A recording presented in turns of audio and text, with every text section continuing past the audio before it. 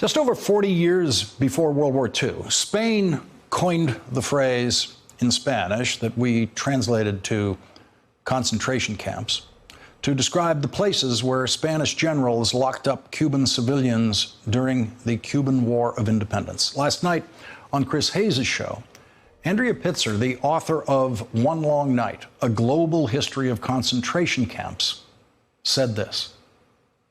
I would say that for 40 years before Auschwitz, we had concentration camps, things that were called concentration camps. What we're doing now fits very cleanly inside that tradition. At the same time, the death camps, which were on top of the existing concentration camp system, including Auschwitz and a series of other camps in which we had gas chambers, mass killings, that is a singular moment in history. And for the people that want to respect that, I think that's fine and that's important. If we want to call it irregular detention, if we want to call it extrajudicial detention, I don't think we have to get stuck on that term. I wrote a history of the term. I had to use that term. And what I would really like people to know is the same thing is happening here now. She believes the use of the term concentration camp is appropriate to describe the places where the Trump administration has locked up babies, toddlers, adolescents, teenagers, and adults of all ages. And in making that point last night, Andrea Pitzer was very careful to make the crucial distinction between death camps like Auschwitz and other concentration camps that were not death camps that were being used at the very same time in Nazi Germany and other countries during World War II, including the United States. The American concentration camps were not death camps. They were the places we used to imprison Japanese Americans during World War II. George Takei was 5 years old when the government locked him up with his family in one of those concentration camps. Yesterday, George Takei tweeted, "I know what concentration camps are. I was inside 2 of them in America, and yes, we are operating such camps again." The government didn't call the places they sent George Takei concentration camps. The government called them relocation centers. The Nazis called their concentration camps and their death camps labor camps. China called their concentration camps re-education camps. Governments never call these places what they really are, but the prisoners do.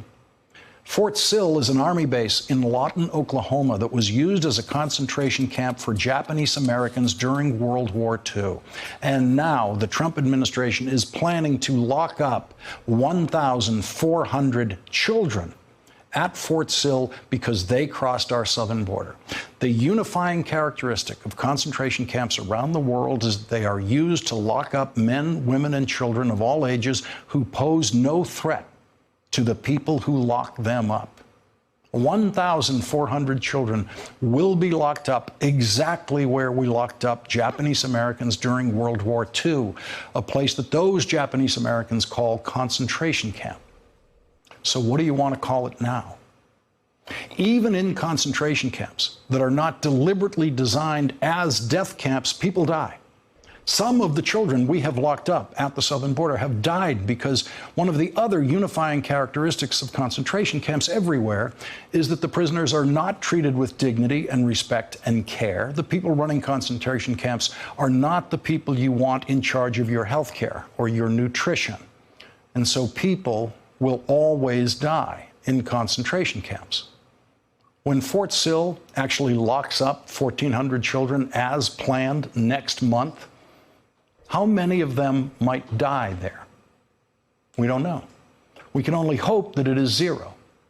Fort Sill was first used as a concentration camp during what American history books call the Indian Wars.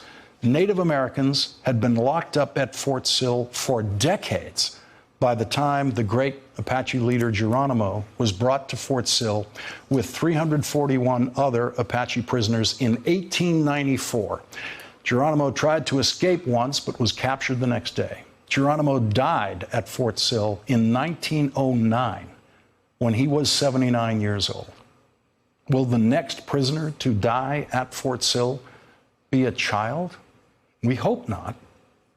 Years from now, the children who Donald Trump locks up in the very same place where this government locked up Apaches and Japanese Americans will get the last word on what history calls the place where Donald Trump locked them up. Thanks for checking out our YouTube channel. Subscribe by clicking on the button below for more from The Last Word and the rest of MSNBC.